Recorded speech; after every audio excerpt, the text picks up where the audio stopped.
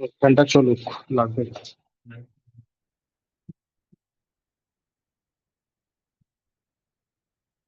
Mic ঠিক আছে, on করা আছে, তাহলে জয়েন করে গেছে।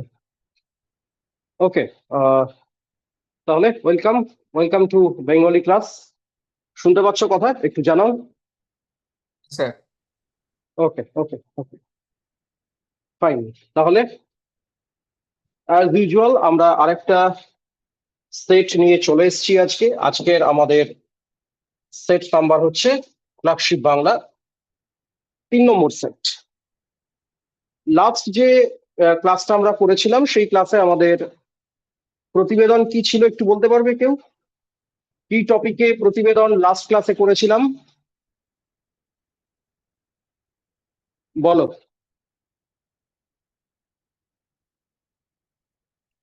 কারোর মনে নেই? আর বৃক্ষরোপণ। বৃক্ষরোপণ। ফাইন। আজকের কোশ্চেনেও আমাদের একটা ঘটনা ভিত্তিক প্রতিবেদন দেওয়া আছে। কি বলছে?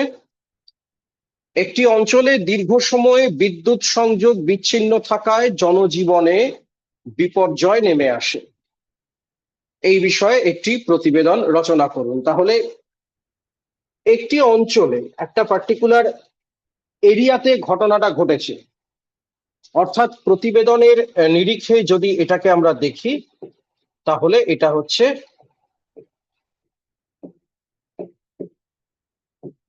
সাধারণ প্রতিবেদন বা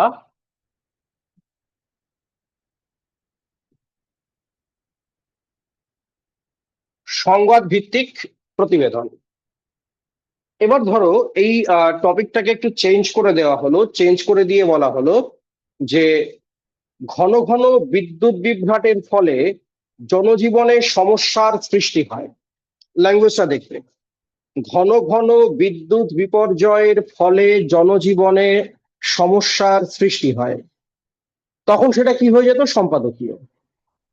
তাহলে একটা সংবাদ ভিত্তিক প্রতিবেদন যদি এই রকম আসে, বিদ্যুৎ বিভ্রাট, আমাদের প্রথমেই ভাবতে হবে যে এর আনুষঙ্গিক কি কি বিষয় থাকতে পারে, মানে এটার সাথে কোন কোন বিষয় জড়িত হতে পারে। যেমন ধরো কারেন্ট চলে গেলে কি কি অসুবিধা হয়। একটা অসুবিধা আমাদের ঘর গৃহস্থালির কাজে অসুবিধা, তা সেটা না হয় তাও এদিক ওদিক করে চালিয়ে নেওয়া গেল, কিন্তু মারাত্মক একটা অসুবিধা হচ্ছে জল। কারণ আমাদের জলের যে সাপ্লাই সেটা কিন্তু পাম্প চালানোর মাধ্যমে আসে। সেটা আমাদের ব্যক্তিগতভাবে বাড়িতেই হোক বা কোনো পৌরসভা থেকে যখন জল পাঠানো হচ্ছে নির্দিষ্ট সময়ে সেটাই হোক, সেখানে একটা সমস্যা। যে কারণে দেখবে এই, তোমাদের মনে আছে কিনা জানি না, যখন আমফান হয়েছিল 3 দিন না 4 দিন তো কারেন্ট ছিল না, অন্তত আমাদের এলাকায় ছিল না, বহু জায়গাতেই ছিল না। মিউনিসিপ্যালিটি কিন্তু ওই জলের ট্যাঙ্কের গাড়ি বিভিন্ন জায়গায় পাঠিয়ে দিয়েছিল। কেন? যাতে মানুষের এই দিক থেকে কোনো অসুবিধা না হয়। তাহলে একটা সমস্যা হচ্ছে জলের সমস্যা। দ্বিতীয়ত, ব্যবসা বাণিজ্যে বিরাট ক্ষতি। দোকান বাজার খুলতে পারছি না, কারেন্ট নেই, এটা তো একটা ইস্যু। তার চেয়েও বড় কথা যাদের খাবারের ব্যবসা, যেমন ধরো মাছ মাংস, আচ্ছা ডেয়ারি প্রোডাক্ট, কারণ ধরো আইসক্রিম নষ্ট হয়ে যাবে তো কি করা যাবে, বিরাট পরিমাণ ক্ষতি। কিন্তু মাছ মাংস পচে যাবে, কোল্ড স্টোরেজ গুলোতে কারেন্ট সাপ্লাই নেই, তাহলে এইটা একটা ক্ষতি। তৃতীয়ত, হসপিটাল। হসপিটাল একটা জরুরি পরিষেবার জায়গা, মানুষের জীবন মরণের সমস্যা। তাহলে এই হসপিটালে তখন কি করা হতে পারে? ব্যাকআপ ব্যবস্থা। ব্যাকআপ ব্যবস্থাতে কি জেনারেটর, সেটা দিয়ে কারেন্ট সরবরাহ করা হচ্ছে, কিন্তু সমগ্র হসপিটালে সবসময় জেনারেটরের মাধ্যমে কারেন্ট সাপ্লাই দেওয়া যায় এমনটা নয়। তার ফলে সেখানে আমরা দেখতে পাচ্ছি কি করা হচ্ছে না, বলা হচ্ছে যে ওই জরুরি বিভাগ যেটুকু রয়েছে, অপারেশন থিয়েটার, এইগুলোতে কারেন্ট সাপ্লাই দেওয়া হচ্ছে, এবং অন্যান্য যে পরিষেবাগুলো ততটা গুরুত্বপূর্ণ নয় সেগুলোকে বাদ দেওয়া হচ্ছে। আবার বহু ক্ষেত্রে মানুষজন যারা বাড়িতে থাকেন, আজকাল তো আমাদের রোগের পরিমাণ অনেক বেড়ে গেছে, সেখানে নেবুলাইজার, অক্সিজেন কনসেন্ট্রেটর এগুলো চালানোর ব্যবস্থা থাকে, তখন তাদের হাসপাতালে শিফট করতে হচ্ছে। এবার এই যে একটা কারেন্ট চলে যাওয়া, সেটা যদি 1 ঘন্টা 2 ঘন্টার জন্য যায়, আমরা সেটাকে নিয়ে খুব একটা বদার্ড হই না, চলে আসবে। 3-4 দিন ধরে কারেন্ট নেই, এইটা তো একটা চিন্তার বিষয়। তাহলে খুব বড় মাপের সমস্যা না হলে কিন্তু এইরকম দীর্ঘ সময় ধরে কারেন্ট নেই এটা হয় না। বড় মাপের সমস্যাটা এক্স্যাক্টলি কি হতে পারে? একটা হতে পারে ঝড় বৃষ্টির, খুব কমন একটা কজ, যেমন বললাম আমফানের সময় হয়েছিল। আমফানে ঝড় বৃষ্টির ফলে একটা কারেন্ট চলে গেল, গাছ টাছ পড়ে তার ছিঁড়ে গেছে। আবার এটাও হতে পারে একটা পার্টিকুলার এরিয়াতে দেখা যাচ্ছে সেখানে যে ধরনের তোমার আহ, ব্যবস্থাপনা, যন্ত্রপাতি, সেই যন্ত্রাংশের মধ্যে একটা বিরাট কোনো খারাপ হয়েছে, কিছু কোনো একটা জায়গায় সমস্যা দেখা দিয়েছে এবং সেটাকে রিপেয়ার করার চেষ্টা চলছে, কিন্তু কোনোভাবে করে ওঠা যাচ্ছে না, আরো এফোর্ট দিতে হচ্ছে। এবার একটা এলাকায় যদি এরকম হয়, সত্যি কথা বলতে নিজেদের একবার সেই জায়গায় বসিয়ে ভাবো, আমরা কি করব? আমরা কি এত শুনতে যাব যে না উনি চেষ্টা করছেন, তিনি চেষ্টা করছেন না? না। প্রতিবেদক কি করবেন? প্রতিবেদক বিদ্যুৎ দপ্তরের সাথে যোগাযোগ করবেন, তারা একটা ভার্সন জানাবেন যে এই ব্যাপার, আমরা এরকম এরকম ভেবেছি। এটা একটা। আর একটা হচ্ছে আহ যারা স্থানীয় মানুষ, তারা তো ভুক্তভোগী, তাদের তো ক্ষোভ থাকবে। এখন আমাদের ক্ষোভ উগরে দেওয়ার একটা খুব বড় জায়গা হচ্ছে সোশ্যাল মিডিয়া। যারা সোশ্যাল মিডিয়া অ্যাভেল করতে পারছেন, সমাজ মাধ্যমে তাদের সমস্ত রাগ ক্ষোভ সেগুলোকে উগরে দিচ্ছেন। তো এত বড় একটা ঘটনা যদি একটা অঞ্চলে কন্টিনিউ হয়, তাহলে সেখানে বিধায়ক যিনি, এমএলএ, তার একটা বড় রোল থাকবে। তিনি কি করতে পারেন? তিনি সেই বিভাগের বা দফতরের সাথে কথা বলে একটা বাইট দিতে পারেন কোনো। তো এই বিষয়গুলো আমাদেরকে একটা টপিক পেলে ভেবে নিতে হবে যে অনুষঙ্গে কি কি আসতে পারে। তাহলে এইটা থেকে যদি আমরা একটু দেখার চেষ্টা করি কিভাবে লেখাটাকে ডেভেলপ করবে, একটা মডেল মাত্র এটা, জাস্ট এটাই একমাত্র ঠিক উত্তর এমন নয়, তোমরা এর চেয়ে অনেক ভালো লিখতে পারবে। আমরা হেডিং দিলাম কি? হেডিং দিলাম বিদ্যুৎবিহীন শহর, বিপর্যস্ত জীবনযাত্রা। আমাদের হেডিং দেওয়ার কি নিয়ম? নিয়ম হচ্ছে কমপ্লিট সেন্টেন্সে হবে না, পূর্ণ বাক্যে হবে না। এখানেও আমরা কিন্তু পূর্ণ বাক্যে হেডিং দিইনি, খণ্ড বাক্যে দিয়েছি। জায়গার নাম নেওয়া যায় না নিয়ম অনুযায়ী পিএসসির পরীক্ষায়, যেহেতু জায়গার নাম নেওয়া যায় না, আমরাও কিন্তু কোনো ধরনের জায়গার নাম নিইনি আমাদের নিয়ম অনুসারে। এইবার যেহেতু এটা সংবাদ ভিত্তিক প্রতিবেদন, সম্পাদকীয় নয়, নিজস্ব সংবাদদাতা, স্থান 8 নভেম্বর, যেদিন পরীক্ষা দিচ্ছ সেদিনের তারিখ। আমরা জেনারেলি বলেছি সংবাদ ভিত্তিক প্রতিবেদন, যেদিন ঘটনা ঘটে সেদিন লেখা হয়, কিন্তু একটা এলাকায় একদিন কারেন্ট ছিল না, এটার জন্য প্রতিবেদন আসবে না। যদি না সেটা কন্টিনিউ করে, তাহলে সেটা কন্টিনিউ করেছে 3 দিন, তবে গিয়ে বলা হচ্ছে যে ভাই 3 দিন ধরে কারেন্ট নেই, এটা কিন্তু এবার একটু জানানো দরকার পড়ছে।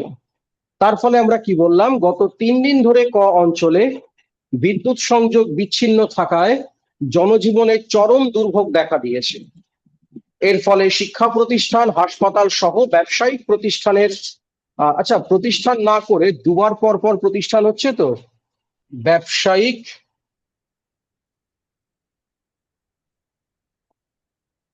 কেন্দ্রগুলির ব্যবসায়িক কেন্দ্রগুলির কাজকর্ম মারাত্মকভাবে ব্যাহত হয়েছে। শহরের বিভিন্ন এলাকায় পাম্প চালু না হওয়ায় দেখা দিয়েছে জল সংকট। বাজারে ফ্রিজ বন্ধ থাকায় দ্রুত নষ্ট হচ্ছে মাছ, মাংস ও দুগ্ধজাত পণ্য। এতে চূড়ান্ত ক্ষতির সম্মুখীন হচ্ছেন ব্যবসায়ীরা। অন্যদিকে হাসপাতালগুলিতে জেনারেটর চালু থাকলেও সব ইউনিট সচল রাখা সম্ভব হচ্ছে না। অপারেশন থিয়েটার ও জরুরি বিভাগ ছাড়া অধিকাংশ পরিষেবা সীমিত আকারে চালু রয়েছে। সমস্যাগুলো বলা হলো। এইবার বিদ্যুৎ বিভাগের পক্ষ থেকে জানানো হয়েছে যে বন্টন কেন্দ্রে বড় রকমের প্রযুক্তিগত ত্রুটি দেখা দেওয়ায় মেরামতে কিছুটা সময় লাগছে। আচ্ছা, এখানে প্রচন্ড গরমে যদি বলি, মানে 8ই নভেম্বর প্রচন্ড গরমটা একটু ঠিক লজিক্যাল হলো না। তাহলে এক কাজ করো, এটা কেটে দাও। দীর্ঘ সময় বিদ্যুৎ না থাকায় নাগরিকদের মধ্যে চরম ক্ষোভ দেখা দিয়েছে। অনেকে সোশ্যাল মিডিয়ায় বিদ্যুৎ বিভাগের অব্যবস্থাপনার তীব্র সমালোচনা করেছেন। এলাকার বিধায়ক সংশ্লিষ্ট বিভাগের সঙ্গে কথা বলে জানিয়েছেন যে আগামী 24 ঘন্টার মধ্যে পরিস্থিতি স্বাভাবিক হওয়ার আশা করা হচ্ছে। ব্যাস এই তো, এইটুকুই, এর বেশি কিছু না। একটা যখন সংবাদ ভিত্তিক প্রতিবেদন লিখছি আগে মনে মনে পয়েন্ট গুলো ভেবে নিই। লাইন ভাববে না, লাইন ভাবলে কোনোদিন লিখতে পারবে না। পয়েন্ট ভাবো, কোন পয়েন্টের উপর কথা বলবো। পয়েন্ট গুলোকে তারপরে এলাবোরেট করো, দেখো তোমার প্রতিবেদন এমনি তৈরি হয়ে যাবে, কোনো অসুবিধা নেই। দেখো তো বুঝতে পারলে কিনা, যদি কোনো কোয়ারিজ থাকে বলো, শুনি একটুখানি, বলো। বোঝা গেছে? স্যার এই যে বিভিন্ন শব্দগুলো রয়েছে যেমন ইউনিট, সোশ্যাল মিডিয়া, এই শব্দগুলো কি বা ইউনিট, একটা কি বললাম, হুম, ফ্রিজ, এই জাতীয় শব্দ কি বঙ্গানুবাদ করে বলতে হবে, যেমন না, সামাজিক মাধ্যম বা এরকম কিছু? দরকার নেই। ফ্রিজের ফ্রিজের বাংলা কি হয়? ঠান্ডা রাখিবার যন্ত্র? হ্যাঁ কি ধরে হয় নিতে হবে। ফ্রিজের বাংলা? একদমই না। ফ্রিজ ফ্রিজই থাকবে, সোশ্যাল মিডিয়া সোশ্যাল মিডিয়া থাকবে। যেগুলো যেগুলো সহজ, মানে দেখো, অপারেশন থিয়েটার কি হবে বাংলা? শল্য চিকিৎসার কক্ষ। এগুলো অস্বাভাবিক। এগুলো আজকের দিনে দাঁড়িয়ে আমরা এটাকে বাংলা ভাষা বলেই ধরছি, এটাকে আর আলাদা করে বাংলা করার দরকার পড়বে না। তোমরা যখনই লিখবে কমন শব্দ যেগুলো, সেগুলো ইংরেজিটাই ঠিক আছে, তবে হ্যাঁ ইংরেজি বানানে নয়, বাংলা বানানে লিখবে। কেমন? বলো। আর কেউ কিছু, কোনো কোয়ারিজ এটা আর বলো। একটু বাড়ানো যেতে পারে? হ্যাঁ, কি করা যেতে পারে?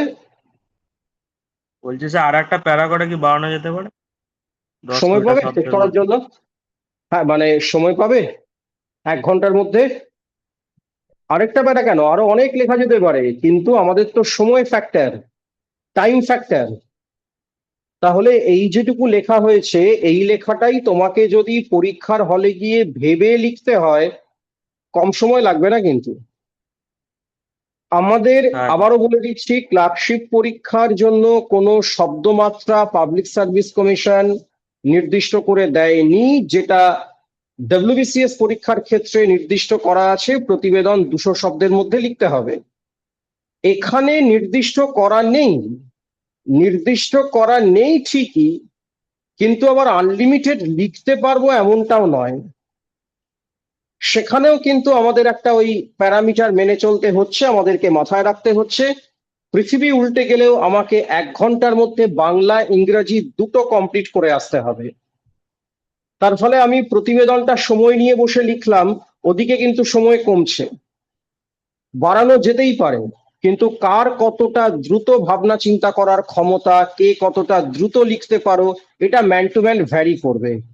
তার ফলে এটা আমি আমার দিক থেকে ভেবে মনে হয়েছে যে এইটুকু লিখতে পারলে আমার মোটামুটি সবকটা বক্তব্য বলা হয়ে যাচ্ছে। আচ্ছা, কথা বলা হয়ে গেলে মাইকটা মিউট করে দেবে, মাইক অন রেখো না, পরে আবার যখন বলবে অন করবে।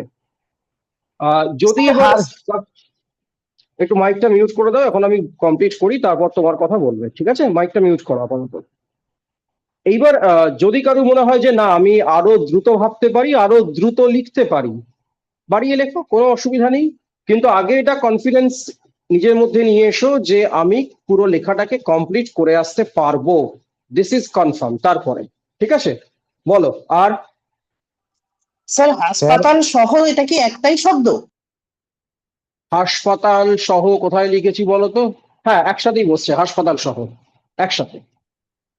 বলো, আর কি কি বলছো? স্যার এটাকে 2টা প্যারাতে করা যাবে না সুন্দর করে?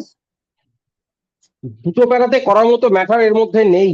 এটার মধ্যে যেটুকু ম্যাটার আছে তাতে একটা প্যারাগ্রাফই হয়। অ্যাকচুয়ালি এটা একটা প্যারাগ্রাফই হয়েছে। একটা প্যারাগ্রাফ তৈরি করতে গেলে এতটা ম্যাটারই দরকার হয়, এক লাইনে একটা প্যারাগ্রাফ হয় না। তাহলে অকারণে প্যারাগ্রাফ ভাগ করব কেন, যেখানে এক লাইনে একটা প্যারাগ্রাফ হবে? দরকার নেই, আমি একটা প্যারাগ্রাফেই লিখি। দুটো প্যারাগ্রাফ করতে গেলে ঠিক এইরকম আরেকটা প্যারাগ্রাফ চাই, প্রায় সমান মাপের। সেটা লেখার মতো সময় হবে আমাদের? হবে না তো। বলো। আর স্যার এখানে বেশ। বিধায়ক বা আহ, স্থানীয় বিধায়ক বা বিদ্যুৎ দপ্তর এনাদের কোনো বক্তব্য কি কোটেশনে দেওয়াটা বেটার, না এমনি ইয়েতে উইদাউট কোটেশন দেওয়াটাই ঠিকঠাক?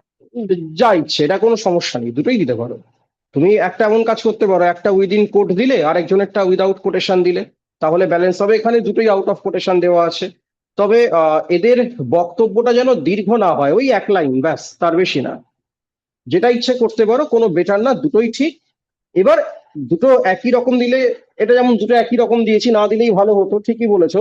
এখানে একজনেরটা উইদিন কোট দিলাম ধরো, আর একজনেরটা উইদাউট কোটেশন দিলাম, তাহলে আরো ভালো হতো।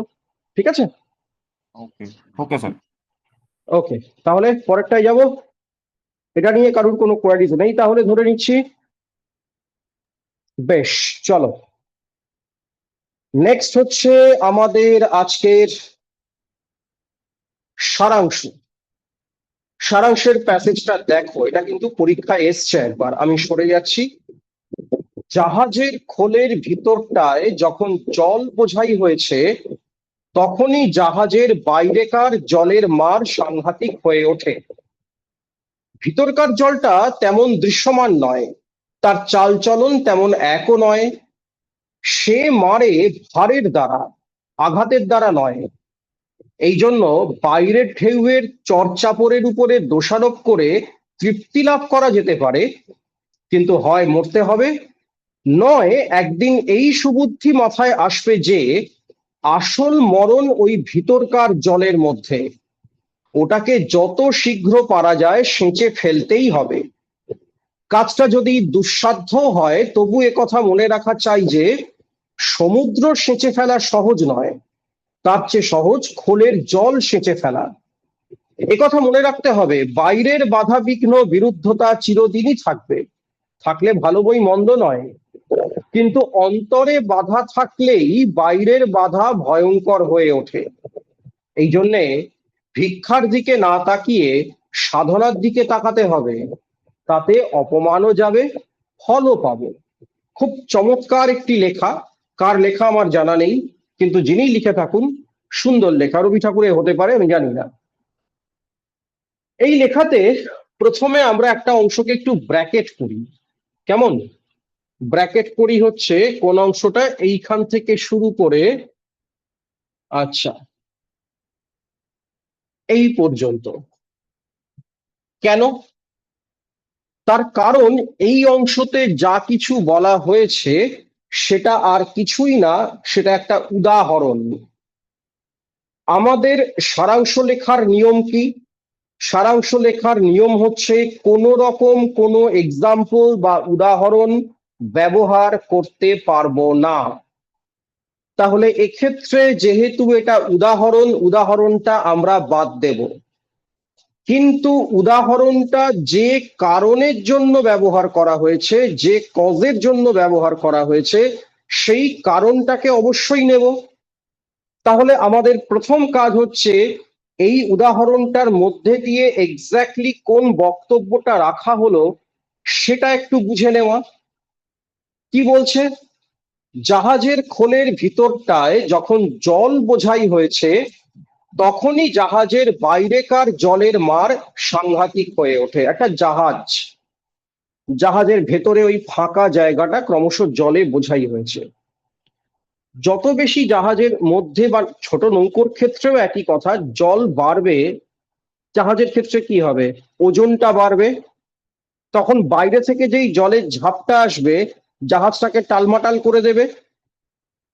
তাহলে বাইরের জলের ঝাপটা আছে বটে, কিন্তু জাহাজের মধ্যেও তো জলটা আছে। তার ফলে কি বলছে না, ভেতরটায় যখন জল বোঝাই হয়েছে তখন বাইরের জলের মার সাংঘাতিক হয়ে উঠছে। ভিতরকার জলটা তেমন দৃশ্যমান নয়, স্বাভাবিক। বাইরে বিরাট সমুদ্র, সেই সমুদ্র যতটা দৃশ্যমান, ভেতরে জল জমে আছে এটা অতটা চোখে পড়ছে না। তার চালচলন তেমন একও নয়। তার চালচলন একও নয় মানে বাইরের জলটার যা প্রকৃতি, যা চরিত্র সমুদ্রের জলের, তার সাথে জাহাজের খোলের মধ্যে যে জলটা জড়ো হয়েছে তার চরিত্র এক নয়। কেন? সে মারে ভারের দ্বারা, আঘাতের দ্বারা নয়। এইবার কি হচ্ছে? জাহাজের মধ্যে জলটা তো ওজনটা বাড়িয়ে তুলছে, আর বাইরে থেকে সমুদ্রের ঢেউটা কি করছে? বারবার আঘাত করছে। দুটোর মধ্যে কিন্তু পার্থক্য থেকে যাচ্ছে, যে কারণে বলছে যে এই যে জলটা যেটা ভেতরে রয়েছে সেটা আসলে ভার, ওজনকে বাড়িয়ে তুলছে, আর বাইরের যে জলটা সেটা আঘাত করছে। তাহলে ভেতরের জলটা আঘাতের দ্বারা নয়, ভারের দ্বারা। এই জন্য বাইরের ঢেউয়ের চড়চাপড়ের উপর দোষারোপ করে তৃপ্তি লাভ করা যেতে পারে। আমরা যখন দেখি যে কোনো ক্ষেত্রে কোনো একটা জায়গাতে আমরা সমস্যায় পড়ছি, আমরা কি করছি, অন্যের উপর, অন্য কোনো সিচুয়েশনের উপর একটা দোষারোপ করে বলছি ভাই এর জন্য আমি দায়ী নই, আমি কি করব, ওই ওটা করলো বলে তাই হলো। তাতে কি হয়, আমরা নিজেদেরকে আলটিমেটলি স্যাটিসফাই করি, নিজেদেরকে আমরা সন্তুষ্ট করি এই বলে যে এটার জন্য আমি দায়ী নই। তাহলে এটা এক ধরনের পলায়নী মনোবৃত্তি বলতে পারো, যে আমরা বলছি বাইরে ঢেউ উঠছে কেন, ঢেউটা যদি না উঠতো তাহলেই তো কোনো সমস্যা থাকতো না। তাহলে দোষটা পুরোপুরি দিচ্ছি বাইরের ঢেউ উঠছে তার উপরে দোষ দিচ্ছি। ভেতরে যে জলটা জমে আছে ওই জলটা জমে না থাকলে বাইরের ঢেউ যে জাহাজটাকে এরকম দোলাতে পারতো না, এটা বলছি না, দোষটা বাইরের ঢেউয়ের। এটাকে যদি একটু অন্যভাবে ভাবো, কারণ আমাদের তো এটা বুঝে লিখতে হবে। আহ বহু ক্ষেত্রে আমরা জীবনের এমন পরিস্থিতিতে পড়ি যখন আমাদের চারপাশের ঘটনা, চারপাশের কোনো কথা, ইভেন্ট আমাদেরকে প্রভাবিত করে নেতিবাচক ভাবে, এবং আমরা তখন ভাবতে শুরু করি, আমরা বলি যে না, এই আমাদের সাথে কেন এই ঘটনা ঘটছে, এইটা তো অন্যায় হলো, এটা তো সে খারাপ কথা বললো, এই কাজটা সে ঠিক করলো না, আমার প্রতি অবিচার হলো। মুশকিল হচ্ছে কি জানো, এটা আমার এক বন্ধু বলেছিল খুব সুন্দর একটা উদাহরণ দিয়ে। বলছে যে আকাশে যদি ঘন কালো মেঘ করে আসে, সেখান থেকে বৃষ্টি হয়, তাহলে আমি কি করতে পারি? আমি একটা কাজই করতে পারি, কি সেটা? আমি একটা ছাতা নিয়ে বেরোতে পারি। আমি এইটা বলতে পারি না যে বৃষ্টি কেন হচ্ছে, বৃষ্টি হওয়ার তো কথা ছিল না, না এইটা বলতে পারি না। বৃষ্টি হবে কি হবে না এটা আমরা আটকাতে পারবো না, কিন্তু আমার দিক থেকে প্রস্তুতি কি থাকবে, সঙ্গে একটা ছাতা আছে। এখানেও তাই বলছে, ওই বাইরের যে জলের ধাক্কাটা, ওটা তো ওই বৃষ্টি হওয়ার মতো, ওটা আমার নিয়ন্ত্রণে নেই। আমার নিয়ন্ত্রণে আছে জাহাজের মধ্যে যে জলটা জমে আছে, ওটাকে আমি রাখবো নাকি রাখবো না, এটা আমার কন্ট্রোলে আছে, এটা আমার নিয়ন্ত্রণে আছে। তাহলে কি হলো বিষয়টা? তাহলে বলছে যে তাতে তৃপ্তি লাভ করা যেতে পারে অন্যের উপর দোষারোপ করে। আমি কেন ভিজে গেছি, ওই বৃষ্টি এসছে বলে ভিজে গেছি, এটা বলছি না। আমি ছাতা নিইনি বলে ভিজে গেছি, আমি দোষারোপ করছি বৃষ্টিকে। কিন্তু হয় মরতে হবে, নয় একদিন এই সুবুদ্ধি মাথায় আসবে যে আসল মরণ ওই ভিতরকার জলের মধ্যে। তাহলে কেউ যদি এই বাইরের উপাদানগুলোকে দোষারোপ করতে করতে জীবন চালায়, পরিষ্কার বলছেন মরতে হবে তাকে একদিন, কিছু করার নেই, বাইরের ওপর দোষারোপ করলে আর কোনো অপশন নেই। অথবা একদিন এই সুবুদ্ধি মাথায় আসবে যে আসল মরণ ওই ভিতরকার জলের মধ্যে, তার মানে বাইরের ঢেউটাকে দোষারোপ করে লাভ নেই, এই যে ভেতরে জল জমে আছে বলছে ওটাই হচ্ছে আসল কারণ। তাহলে কি করতে হবে, ওটাকে যত শীঘ্র পারা যায় সেঁচে ফেলতেই হবে। সেঁচে ফেলা মানে যত তাড়াতাড়ি পারা যায় ওই জলটাকে তুলে ফেলে দিতে হবে, ভেতরের জলটাকে, কারণ ওইখান থেকেই তো সমস্যা, ওটাই তো জাহাজের ওজন বাড়িয়ে চলেছে। কাজটা যদি দুঃসাধ্য হয়, তবু একথা মনে রাখা চাই যে সমুদ্র সেঁচে ফেলা সহজ নয়, তার চেয়ে সহজ খোলের জল সেঁচে ফেলা। একদম পারফেক্ট কথা। কাজটা দুঃসাধ্য, কঠিন, অসাধ্য নয়, অসম্ভব নয়। তাহলে কাজটা যদি কঠিনও হয়, আমাদের মাথায় রাখতে হবে যদি আমি জাহাজের ভেতরের জলটাকে তুলে ফেলে না দিই, তাহলে আর একটা অপশন বাকি রইল, সেটা কি, সমুদ্রের জলটাকে সরিয়ে ফেলা। সম্ভব? এটা কঠিন আর ওটা অসম্ভব। তাহলে কোনটা বেটার হলো, যেটা কঠিন কিন্তু সম্ভব সেটাকে করা, যেটা অসম্ভব সেটার দিকে গিয়ে লাভ নেই। তার ফলে বলছেন যে ওই যে সমুদ্র সেচে ফেলা সহজ নয়, তার চেয়ে খোলের জল সেচে ফেলা সহজ। এই যে এতগুলো কথা বললেন, এতগুলো কথা বলার উদ্দেশ্যটা কি? উদ্দেশ্যটা হচ্ছে এটাই, এখানে এই সমুদ্রের জলের সাথে আমরা তুলনা করতে পারি আমাদের সমাজ জীবন, মানব জীবনের বাইরের দিকের যে ফ্যাক্টর গুলো, বাহ্য যে উপাদানগুলো আমাদেরকে নেতিবাচক ভাবে প্রভাবিত করে, সেই উপাদানগুলোকে। আর জাহাজটাকে তুলনা করতে পারি আমাদের সমাজ জীবন বা মানব জীবনের সাথে, মানুষের সাথেই ধরছি। জাহাজের খোলের ভেতর যে জলটা জমে আছে সেটাকে আমরা ভাবতে পারি আমাদের প্রত্যেকের মধ্যে যে বাইরের উপাদানের দ্বারা প্রভাবিত হওয়ার পূর্ব শর্তগুলো রয়ে গেছে সেটা। মানে আমার মধ্যে যদি কি বলা যায়, নেতিবাচক ভাবে ইন্সপায়ার্ড হওয়ার উপাদানগুলো থাকে, তুমি সহজেই সেই কাজটা করতে পারবে। আমি একদম যদি প্র্যাকটিক্যাল উদাহরণ দিই, এই সময় তোমাকে কেউ হয়তো বলবেন যে ক্লার্কশিপ পরীক্ষা দিচ্ছিস, দে, কিন্তু লাভ হবে না কোনো। কেন? এই তো এত দুর্নীতি ইত্যাদি, তার মধ্যে আর কি আর জেনুইন হয়? ও হবে না, দিচ্ছিস শুধু শুধু, এর বেশি কিছু হবে না। এই কথাটাতে আমি তখনই বিশ্বাস করে হাল ছেড়ে দিয়ে বসবো যখন আগে থেকে এটা আমারও মনের মধ্যে কেমন যেন একটু ঘুরঘুর করছিল। না, হ্যাঁ, ঠিকই বলেছে, আমি এরকম ভাবছিলাম একটা। তার মানে কি, আমার ভাবনা চিন্তাটা আগে ছিল বলে সে এটাকে এন্ট্রি ঘটাতে পেরেছে, তার কথা দিয়ে আমাকে প্রভাবিত করতে পেরেছে।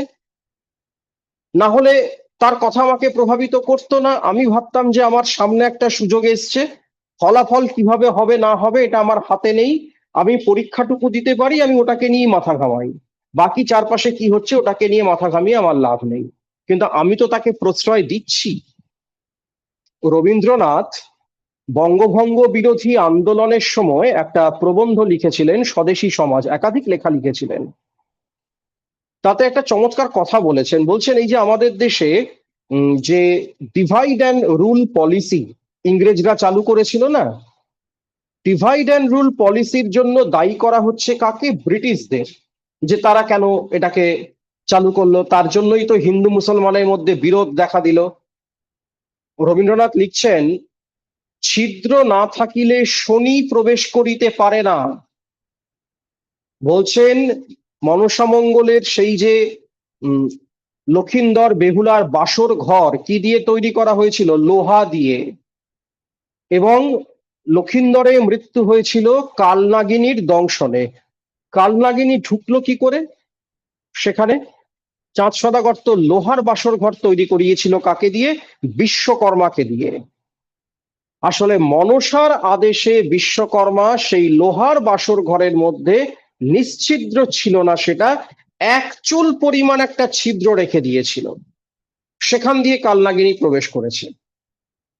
রবীন্দ্রনাথ বলছেন প্রশ্ন এটা নয় যে কালনাগিনী কেন দংশন করলো, প্রশ্ন এটা কালনাগিনী ঢুকলো কি করে, এইটা প্রশ্ন। আর সেখানেই বলছেন যে ছিদ্র না থাকিলে শনি প্রবেশ করিতে পারে না। বলছেন যে আমাদের ভেতরে যদি হিন্দু মুসলমান পারস্পরিক সামাজিক ক্ষেত্রে বিভাজনটা না থাকতো, তাহলে কি ব্রিটিশদের পক্ষে সম্ভব হতো ডিভাইড অ্যান্ড রুল পলিসিকে প্রয়োগ করা? সম্ভব হতো না তো। তার ফলে প্রশ্ন এটা নয় যে ওরা কেন ডিভাইড অ্যান্ড রুল পলিসি প্রয়োগ করলো, প্রশ্ন এটা ওরা প্রয়োগ করে সফল হলো কেন। তার মানে নিশ্চয়ই আগে থেকে আমাদের মধ্যে বিভাজনটা ছিল। দেখো এখানে সেম কথা বলা হয়েছে, আমাদের মধ্যে যদি আগে থেকে সেই সমস্যার উপাদানগুলো বসে থাকে, তাহলে বাইরের যে কোনো ঘটনা আমাদেরকে প্রভাবিত করবে, আমার মধ্যে না থাকলে প্রভাবিত করতে পারবে না। এবার এই যে এতটা উদাহরণ, এই উদাহরণটা ধরে বাদ চলে যাবে, কারণ উদাহরণ আমরা নিতে পারি না নিয়ম অনুযায়ী। এইখান থেকে শুরু হচ্ছে। কথা মনে রাখতে হবে, বাইরের বাধা বিঘ্ন বিরুদ্ধতা চিরদিনই থাকবে। তাহলে বাইরের বাধা বিঘ্ন বিরুদ্ধতা, ওই বাইরের জল থাকলে ভালো বই মন্দ নয়, বাধা বিঘ্ন আছে বলেই তো আমরা কাজে চ্যালেঞ্জ ফিল করি। কিন্তু অন্তরে বাধা থাকলেই বাইরের বাধা ভয়ঙ্কর হয়ে ওঠে, এইটা হচ্ছে আসল কথা। আমার মনের মধ্যে যদি তাকে আমি প্রশ্রয় দেওয়ার জায়গাটাকে রেখে দিই, তাকে এনকারেজ করার জায়গাটাকে রেখে দিই, তাহলেই তো সেটা ভয়ঙ্কর হয়ে উঠবে। এই জন্য ভিক্ষার দিকে না তাকিয়ে সাধনার দিকে তাকাতে হবে, তাতে অপমানও যাবে, ফলও পাবো। ভিক্ষা সাধনা কি বলছে? আচ্ছা, ধরো খুব পছন্দের একটি জিনিস, পছন্দের জিনিস হচ্ছে আইফোন 17 প্রো ম্যাক্স। একটু বড় করেই ধরলাম, যখন স্বপ্ন দেখবো তো বড় করে দেখাই ভালো। বাড়িতে বলে টোলে দেখো একটা অনেক দিনের শখ, কিনে দাও, একটা ভালো অফার দিচ্ছে, এই সেল আছে সেই সেল আছে ইত্যাদি ইত্যাদি। বাড়ির লোক যদি অ্যাফোর্ড করতে পারেন, আচ্ছা দিলেন। আর একটা অপশন আছে, সেটা হচ্ছে এটা আমার শখ, এক কাজ করি, কিছু কাজকর্মের ব্যবস্থা করি। সেটা সরকারি চাকরি হতে পারে, অন্য রোজগার হতে পারে, অবশ্যই ব্যাংক ডাকাতি নয়। আহ করে আমি আমার নিজের রোজগারে একটা আইফোন 17 প্রো ম্যাক্স হলো না, আইফোন 16 হয়ে গেল আমার বাজেটের মধ্যে। এই দুটোর মধ্যে কোনটা বেটার? লেখক বলছেন প্রথমটা ছিল ভিক্ষা, আর পরেরটা ছিল কি? পরেরটা ছিল হচ্ছে সাধনা। তাহলে ভিক্ষা কোনটা? ভিক্ষাটা হচ্ছে যেটা আমি অন্যের দয়ার উপর নির্ভর করে পাচ্ছি। আর সাধনা কোনটা? সাধনা হচ্ছে আমি অর্জন করছি। বলছেন জীবনে অন্যের দয়ার উপর নির্ভর করে কিছু পাওয়ার থেকে অনেক বেটার হচ্ছে যেটা আমি নিজে অর্জন করছি, সেইটা অনেক বেটার, সেইটা অনেক মানে কাম্য সেই বিষয়টাই। তো এই হচ্ছে টোটাল প্যাসেজটা বুঝতে কোনো অসুবিধা হয়েছে কিনা বা কোনো জায়গায় সমস্যা আছে কিনা সেটা বলো, তারপরে আমি উত্তরের দিকে যাচ্ছি। বলো। স্যার সারাংশতে সিকোয়েন্স ব্রেক করা যায়, মানে নিচের ঘটনাটা প্রথম দিকে লেখা যায়? হ্যাঁ যায়, কোনো অসুবিধা নেই, অবশ্যই যায়, কোনো সমস্যা নেই সেখানে। তুমি তো সারাংশ লিখছো, আগে পরে হতেই পারে, কোনো ম্যাটার নয় সেটা। বলো আর কেউ কিছু? তাহলে এটা বোঝা গেছে? একটু রেসপন্স করো, বুঝতে পেরেছো কিনা? হ্যাঁ স্যার। তাহলে চলো অ্যান্সারে চলে যাই। আন্তরিক শুদ্ধতার সাধনা মানুষের জীবনের বাহ্য প্রতিবন্ধকতা। আচ্ছা, বাহ্য বা বাহ্যিক, বাহ্য কথাটা ব্যাকরণগতভাবে শুদ্ধ, তবে ইদানিং দেখছি বাহ্যিকটাও ব্যবহার হচ্ছে। বাহ্য প্রতিবন্ধকতা চিরন্তন সত্য, কিন্তু আসল বিপদ জন্মায় যখন অন্তরের দুর্বলতা ও অশুদ্ধতা তাকে ভারাক্রান্ত করে তোলে। তাই বাইরের প্রতিকূলতাকে উপেক্ষা করে নিজের অন্তরকে শুদ্ধ করা প্রয়োজন। এইভাবে আত্মসংযমের সাধনার মাধ্যমেই প্রকৃত সংকট থেকে মুক্তি পাওয়া যায়। ব্যাস, জাহাজ টাহাজ এইসব সমুদ্রের জল, ঢেউ, জল জমেছে জল ফেলে দিতে হবে, কিচ্ছু দরকার নেই। তো আমরা আসল কথাটুকু, নির্যাসটুকু লিখলাম, তার মানে এখানে উদাহরণটা পুরো বাদ দিলাম আমরা। আর বলতে পারো কাইন্ড অফ সারমর্ম করলাম, ঠিক সার সংক্ষেপ এখানে করিনি আমরা, আমরা এর অন্তর্নিহিত অর্থটাকে এখানে উল্লেখ করেছি। বোঝা গেল? বলো, বুঝতে পেরেছো? হ্যাঁ স্যার, বুঝতে পেরেছি। সবসময় স্যার, যখন ওই তোমরা, হ্যাঁ, বলো। ইমেজটাকে কি একটু আরো পরিষ্কার করা যায়? ইমেজটা কি আরো পরিষ্কার করা যায়? মানে আমার এখানে সমস্যা হচ্ছে না, সবারই হচ্ছে, এটা আচ্ছা, বলতে চাইছি। দেখে নিচ্ছে ইমেজ পরিষ্কার হচ্ছে কিনা। দেখো তো ইমেজ পরিষ্কার হয়েছে কিনা। হ্যাঁ স্যার, পরিষ্কার আছে। হ্যাঁ, এবার পরিষ্কার হয়েছে, হয়েছে? কিন্তু আগেরটা ঝাপসা আচ্ছা, ঝাপসা ছিল স্যার, যেটা আপনার কে ছিল। ঠিক আছে, এবার পরিষ্কার হয়েছে, তাহলে দেখা যাচ্ছে। হ্যাঁ, এবার ঠিক হয়েছে স্যার। বেশ, তোমরা এখান থেকে দেখো, এইটা একটা মডেল উত্তর, তার মানে এটা নয় যে এটাই একমাত্র উত্তর। তোমরা তোমাদের মতো লিখবে, কিন্তু টেকনিকটা বোঝো। একটা লেখা পড়ে, আচ্ছা আরেকটা জিনিস দেখো তো, এখানে এই টোটাল লেখাটায় ম্যাক্সিমাম পোর্শন, আমরা যদি এই অংশটা পুরোটা ধরি, এই পুরোটাই তো হচ্ছে উদাহরণ। তাহলে এই পুরোটা কিন্তু ধরে বাদ চলে যাচ্ছে। এবার আমাদের একটা ধারণা আছে না যে সব থেকে বেশি পরিমাণ যে অংশটা রয়েছে সেটাই বোধহয় সাবজেক্ট, সেটাই বোধহয় বিষয়। না, সব থেকে কম পরিমাণ যে অংশটা আছে এইখান থেকে এই পর্যন্ত, এটাই হচ্ছে আসল কথা। সুতরাং কখনোই এটা ভাববে না একটা লেখাতে সব থেকে বেশি পরিমাণ যে বিষয় বলা হচ্ছে সেটাই হচ্ছে বিষয়, আর যেটা কম পরিমাণ বলা হচ্ছে সেটা উদাহরণ, তা কিন্তু নয়। ঠিক আছে, ক্লিয়ার তাহলে এটা? আমি পরেরটায় চলে যাব, বলো।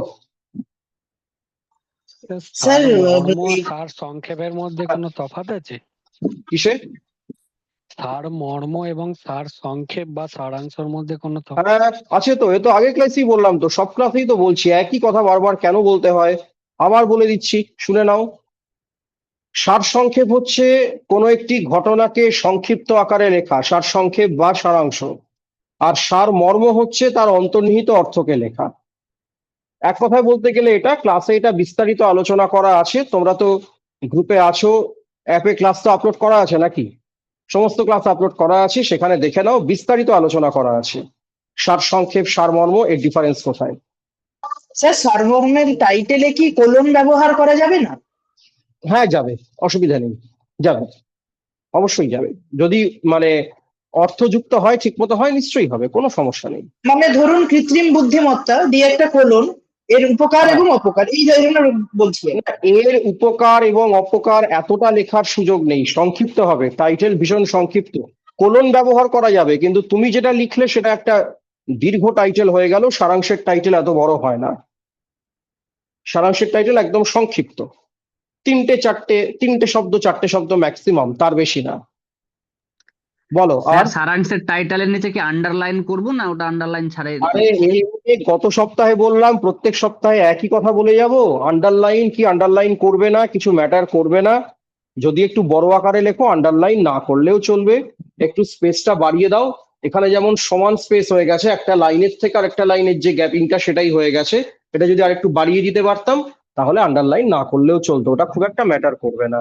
এটা আগের ক্লাসেও বলেছি, এগুলো সব বলা আছে ক্লাসে, তোমরা একটু সেই বিষয়গুলো নিয়ে বলার চেষ্টা করো যেগুলো ক্লাসে বলিনি বা ক্লাসে প্রসঙ্গটা ওঠেনি, তাহলে নতুন কথা বলা যাবে, না হলে ওই বেসিক ক্লাসে যা বলেছি সেগুলো আবার একইভাবে বলতে হবে। একটু ক্লাসগুলো দেখে নাও কষ্ট করে, জানি কষ্ট হয় কিন্তু তাও একটু দেখে নাও। বলো, আর কেউ কিছু? স্যার অন্য টকবি। বেশ, তাহলে আমি লাস্ট আমাদের যেটা রয়েছে আজকে,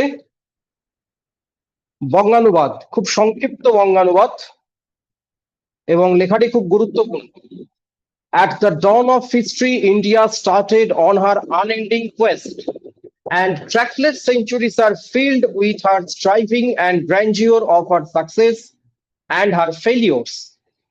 Through good and ill fortune alike, she has never lost sight of that quest or forgotten the ideals which gave her strength. We end today a period of ill fortune and India discovers herself again. এটা একটা বিখ্যাত ভাষণের অংশ, জওহরলাল নেহেরুর, যখন ভারত স্বাধীনতা প্রাপ্তি ঘটছে সেই মধ্যরাতের ভাষণ, 1947-এর 15ই আগস্ট, তার ছোট্ট একটা অংশ, কঠিন কিছু নেই, একটু জটিলতা আছে, বাক্যের গঠনগুলোর মধ্যে একটু দীর্ঘ বাক্যের টেন্ডেন্সি আছে, আবেগ রয়েছে, লেখার মধ্যে একটা সিরিয়াসনেসের প্রতিফলন আছে। তো আমরা যখন অনুবাদ করব সেগুলোকে মাথায় রাখবো। এখানে একাধিক বাক্যের যে প্রেজেন্টেশনটা সেটা ইংরেজিতে যেভাবে আছে, বাংলাতে হয়তো এক্স্যাক্টলি আমরা সেই শব্দের অর্থটাকে নিচ্ছি না, কারণ ডিটো সেই শব্দের অর্থটা নিলে কি হবে, আমরা যেটা বোঝাতে চাইছি সেটা বোঝাতে পারবো না। তাহলে এইটাকে যদি এবার একটু আমরা অনুবাদ করি, ভাবানুবাদ অবশ্যই, আমাদের তো আক্ষরিক অনুবাদ চলে না। ইতিহাসের সূচনালগ্ন থেকেই ভারত তার এক অনন্ত অনুসন্ধানের পথে যাত্রা শুরু করেছিল। ওই যে বলছে আনএন্ডিং কোয়েস্ট, অনন্ত অনুসন্ধান, তারপর অনেক শতাব্দী অতিক্রান্ত হয়েছে, এটা ইংরেজিতে কিন্তু কিভাবে আছে, অ্যান্ড দিয়ে আছে, দেখো, and trackless centuries are filled, আমরা এখানে and বা কনজাংশন দিয়ে যেটা ছিল সেটাকে একটা আলাদা বাক্যই করে ফেললাম। তাহলে তারপর অনেক শতাব্দী অতিক্রান্ত হয়েছে, সেই সময়গুলোতে রয়েছে ভারতের চেষ্টা, সাফল্যের গৌরব ও ব্যর্থতার অভিজ্ঞতা। এই যে কি বলছে এখানে, দেখো, centuries are filled with her striving, প্রচেষ্টা, and grandeur of her success, সাফল্যের জৌলুস, and failure, আর ব্যর্থতা। তাহলে সেটাই আমরা বললাম। আচ্ছা, ভালো মন্দ যে কোনো অবস্থাতেই ভারত তার সেই লক্ষ্য থেকে চোখ সরায়নি, বা এটা যদি এইভাবে বলতাম, ভারত তার সেই লক্ষ্য থেকে চোখ সরায়নিটা আমরা বরং একটু চেঞ্জও করতে পারি। যদি বলি লক্ষ্য থেকে সরে আসেনি, এটাই বেটার হবে, বুঝলে? চোখ সরাইটা ঠিক কেমন যেন আক্ষরিক হয়ে যাচ্ছে না, এই যে হ্যাজ নেভার লস্ট সাইট, চোখ সরায়নি, এটা আমি ভুল লিখেছি, ঠিক লিখিনি আমি এটা। সুতরাং আমরা এটাকে চেঞ্জ করে দিচ্ছি সরে আসেনি তার লক্ষ্য থেকে, বা ভুলে যায়নি সেই আদর্শকে। Sight that quest or forgotten the ideals, কোন ideals? Which gave her strength. তাহলে আইডিয়ালসটা কি ছিল? ভুলে যায়নি সেই আদর্শকে যা তাকে শক্তি জুগিয়েছিল। লাস্ট লাইনটা কি বলছে? We end today a period of ill fortune and India discovers herself again. এখানে একটা জিনিস দেখো, through good and ill, ill fortune, এই জায়গাগুলোকে আমরা কি করলাম? প্রথমটায় বলেছি ভালো মন্দ যে কোনো অবস্থাতেই, এই যে বলছে এখানে থ্রু গুড অ্যান্ড ইল, এটাকে বলছি ভালো মন্দ, বা এটাকে এরকম বলতে পারতে যে সৌভাগ্য দুর্ভাগ্য যে কোনো ক্ষেত্রেই, খারাপ ভালো যাই হোক না কেন, এই অর্থে বিষয়টা বলছে। আর ইল ফরচুন মানে কি? ইল ফরচুন মানে অসুস্থ ভাগ্য, তা তো হয় না। তাহলে ইল ফরচুনকে আমরা কি বলছি? দুর্ভাগ্য। তাহলে সেই দুর্ভাগ্যের অবসান ঘটিয়ে নতুন করে ভারতের নিজস্ব সত্তা আবিষ্কারে ব্রতী হয়েছি, ব্যাস এইটাই তো। তাহলে অনুবাদ, আক্ষরিক অনুবাদ করো না, তুমি একটু দেখে নাও মূল প্যাসেজে কি বলা আছে, সেটাকে ধরে ভাবানুবাদ করো, কেমন? বোঝার চেষ্টা করো। ওটাকে যদি তুমি বাংলা ভাষায় বলতে, অর্থাৎ আমরা যদি ইংরেজিটাকে বাদ দিয়ে এই পুরো প্যাসেজটাকে শুধু বাংলায় পড়ি, তাহলে দেখো সেখানে কোনো ধরনের কোনো জায়গাতে হোঁচট খাচ্ছি না, এইখানটায় হোঁচট খাচ্ছিলাম। ভারত তার সেই লক্ষ্য থেকে চোখ সরায়নি, এটা অস্বস্তি হচ্ছিল, তার ফলে এটাকে আমরা রিপ্লেস করে দিলাম ভারত তার সেই লক্ষ্য থেকে সরে আসেনি, এইবার আর হোঁচট খাচ্ছি না। যখনই দেখবে একটা জায়গায় এসে তোমার কানে ধাক্কা মারছে, বাংলা ভাষা তো রোজ শুনছি, যদি কোথাও অন্যরকম স্ট্রাকচার হয় না, প্রথম কানে এসে ধাক্কা মারবে, তাহলে ওই জায়গাটা একটু সচেতন হও যে কিছু একটা চেঞ্জ মনে হচ্ছে করতে হবে, না হলে এটা কানে এসে ধাক্কা মারতো না। বলো, কোনো কোয়ারিজ আছে কিনা বলো। স্যার ফার্স্ট কোয়ারি, বলো। এই যে এক্স্যাক্টলি এটার ইংলিশটা একটু দেখাবেন? এই চোখ সরানি জায়গাটা একবার একটু দেখতে চাই। দেখো। হ্যাঁ, ইন্ডিয়া হ্যাজ এই যে। নেভার লস্ট দ্য সাইট, এই জায়গাটা। হ্যাঁ, এটা তো হুম, বাংলাটা আমরা বুঝেছি, এটা যেহেতু নেগেটিভ সেন্সে লেখা আছে, তাই জন্য আমাদের কি ম্যান্ডেটারি এটা নেগেটিভেই লিখতে হবে, নাকি আমি ডাইরেক্টলি পজিটিভও লিখে দিতে পারি? না পজিটিভও লিখতে পারো, সেন্সটা ঠিক রাখতে হবে। হ্যাঁ, সেটাই বলছি। Sense টা ঠিক রাখতে সেন্স হবে। ঠিক রেখে আমি এটা পজিটিভও লিখতে পারি, কারণ সেটা কোনো লিখতে টেকনিক্যাল পারি। এরর নয়। আমি ইতিবাচক নেতিবাচক যেভাবেই লিখি না কেন, অর্থের কোনো পরিবর্তন যেন না হয়, মিনিং যেন একই থাকে, সেইটা কিন্তু সব থেকে গুরুত্বপূর্ণ। ঠিক আছে, অর্থের পরিবর্তন করা যাবে না কোনোভাবেই। আর বলো, তাহলে বাকিরা বুঝতে পারলে কিভাবে লিখতে হবে? একটু রেসপন্স করবে, বোঝা গেল কিনা? পুরো আলোচনা করলাম কি, তিনটে টপিক, আমরা প্রত্যেক সপ্তাহে তিনটে করে টপিকই করছি, তিনটেই তোমাদের আসে। সেখানে ভ্যারাইটিস রাখার চেষ্টা করছি, যাতে তোমাদের বিভিন্ন রকম চর্চা হয়, নিজেরা একটু প্রিভিয়াস ইয়ার গুলো সলভ করো, অন্যান্য পরীক্ষা, শুধু ক্লার্কশিপ না, অন্যান্য পরীক্ষাতে যা এসছে সেগুলো দেখো। আবার প্রতিবেদনের ক্ষেত্রে কন্টেম্পোরারি টপিকের দিকে নজর দাও। কন্টেম্পোরারি বলতে উত্তরবঙ্গে বন্যা, এই সমস্ত কিছু নয়, কারণ হ্যাঁ বলতে পারো যে একটি বন্যা কবলিত অঞ্চল, এই বিষয়ে সেগুলো আমরা করব পরবর্তীকালে, চেষ্টা করব। কিন্তু দেখবে যে 2020-তে এসেছিল হচ্ছে মাস্ক পরা নিয়ে সচেতনতা, তারপরে আরেকটা কি যেন ছিল, পরিযায়ী শ্রমিকদের বাড়ি ফেরা। তো অর্থাৎ সেই সময় যেগুলো গুরুত্বপূর্ণ ছিল সেই বিষয়গুলো, ওগুলো আজকে প্র্যাকটিস করার দরকার নেই। বরং তুমি আজকে দাঁড়িয়ে একটা টপিক ভাবতে পারো যে গণতান্ত্রিক দেশে প্রতিটি ভোটের সমান মূল্য, এই বিষয়ে একটি প্রতিবেদন, বা ভোটদান নাগরিকদের অধিকার, এই বিষয়ে একটি প্রতিবেদন। কারণ যেহেতু এই সংক্রান্ত বিষয়টা চলছে, ঘুরিয়ে আসতে পারে, ঘুরিয়ে আমাদের এরকম কখনো কখনো আসে, সরাসরি আসে না। তারপরে ধরো এই যে উত্তরবঙ্গে বন্যা, এই ক্ষেত্রে সরাসরি বন্যা না বলে, হ্যাঁ উত্তরবঙ্গ বলা হলো না, কিন্তু একটা ঘটনা ভিত্তিক প্রতিবেদন হিসেবে হয়তো বলা হচ্ছে যে একটি বন্যা কবলিত অঞ্চল, এই বিষয়ে প্রতিবেদন রচনা করুন, বা একটি বন্যা কবলিত অঞ্চলে ত্রাণ বিতরণ, এই বিষয়ে প্রতিবেদন রচনা করুন। আচ্ছা, এমন হতে পারে একটু বৃহত্তর পার্সপেক্টিভে, এটা তো বললাম ঘটনা ভিত্তিক, সম্পাদকীয় যদি ভাবি, মানুষের ভাবনা চিন্তাহীন কাজের ফলে প্রকৃতির খামখেয়ালিপনা বাড়ছে, খুব গুরুত্বপূর্ণ টপিক। নেচার আজকের দিনে নানাভাবে, শুধু উত্তরবঙ্গ বলে তো নয়, আমাদের কলকাতার বৃষ্টিতে আমরা দেখলাম, তারপরে এই যে উত্তরাখণ্ডে বারবার সমস্ত জায়গায় ধস নামছে, এটা ক্রমশ বাড়ছে। তাহলে এখানে প্রকৃতি এইভাবে রেসপন্স করছে কেন? তার কারণ হচ্ছে মানুষ তাকে ডমিনেট করতে চাইছে। তাহলে এই বিষয়টা নিয়ে আলোচনা হচ্ছে, একদম যে হচ্ছে না তা নয়, সোশ্যাল মিডিয়াতে লেখালেখি হচ্ছে, কাগজে সম্পাদকীয় লেখা হয়েছে। তাহলে সেইটা একটুখানি আমরা ভাবতে পারি, এরকম বিষয়গুলো নিয়ে একটু ভাবো। তোমাদের একটা তালিকা তো পাঠানো হয়েছে নিশ্চয়ই, তালিকাটা পেয়েছো তো, লিস্টটা বলো। হ্যাঁ স্যার পেয়েছি। সেখানে দেখবে আপলোড করে সম্পাদকীয় প্রতিবেদন দেওয়া দেওয়া হবে। আছে। আমি হ্যাঁ তো বল, এই সবে জয়েন। হ্যাঁ কি হয়েছে স্যার বলো। আমি নতুন জয়েন আমি করেছি, তো আর একবার যদি ওই রিপোস্ট করা হয় তো ভালো হয় আর কি। সেগুলো ওগুলো কোথায় পোস্ট করা হয়? ওগুলো কি অ্যাপে হয় নাকি না কিসে হয়? গ্রুপে? গ্রুপে পিন করা আছে। গ্রুপে পিন করা আছে, ব্যাস দেখে নেবে। তাহলে একটু দেখে নাও, গ্রুপটা নিশ্চয়ই দেওয়া আছে কোনোভাবে। যারা সদ্য জয়েন করেছো তারা একবার দেখে নাও, দেখে নিয়ে না পেলে তারপর বলো, গ্রুপে নিশ্চয়ই দিয়ে দেওয়া হবে। ঠিক আছে, তাহলে আমরা হ্যালো স্যার, বলো বলো। হ্যাঁ ক্লার্কশিপ যদি সম্পাদকীয় প্রতিবেদন দেয় সেক্ষেত্রেও কি আমি আমার মতামত কি দিতে পারি?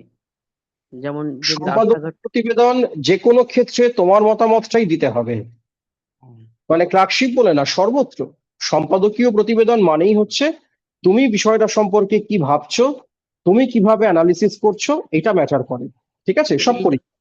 বলবো স্যার, কোশ্চেনটা এমনি বলছি একটা। বলো বলো। রাস্তাঘাটে মোবাইল ব্যবহারে দুর্ঘটনা বাড়ছে, এই নিয়ে একটা প্রতিবেদন, এটা তো হ্যাঁ সম্পাদক সম্পাদকীয়, সম্পাদকীয়, একদম সম্পাদকীয়। আমি দিতে পারি, তাহলে আমি আমার মতামত।